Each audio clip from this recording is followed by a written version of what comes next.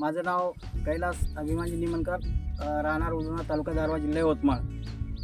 मी अचानक म्हणजे इथं कंपनीचा ह्या विगोर कंपनीचा कार्यक्रम आहे आणि या कार्यक्रमासाठी मी सोयाबीन पाहणीचा कार्यक्रम असल्यामुळे मी सोयाबीनचा प्लॉट सहज रस्त्यावर असल्यामुळे थांबलो आणि बघितला तर ही जी व्हेरायटी आहे मालविका नावाची, ही पांढऱ्या फुलाची म्हणून ओळखल्या जाते आणि ही मध्यम कालावधीची जात आहे.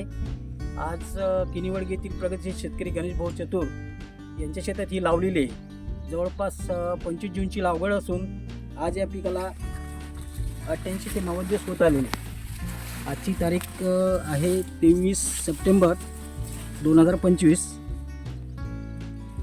आणि यांच्याकडे सलग जवळपास 7 ते 8 एकराचा क्षेत्रावर लागवड केलेली आहे आणि याचं अंतर जवळपास 1.5 फुटाचं असून एकरी 22 ते 25 किलो बियाणे पेरलेले आहे. तर असं मला वाटते की या व्हेरायटीला जवळपास आता आपण बघू शकतो, आता डोळ्यासमोर प्लॉट आहे. 4 दाण्याची 3 दाण्याची शेंग आहे आणि दाणा शेवटपर्यंत भरलेला आहे.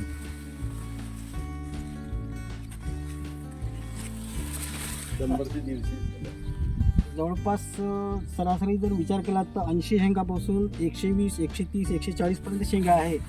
आपण एवढं न पकडता 120 ते 125 शेंग पकडू शकतो आणि 50% शेंग हे 4 दाण्याची आहे आणि 50% 3 दाण्याची आहे. त्याच्यामुळं इन ॲव्हरेजमध्ये दुसऱ्या कंपनीच्या वाणापेक्षा निश्चितच ॲव्हरेज जास्त पडेल.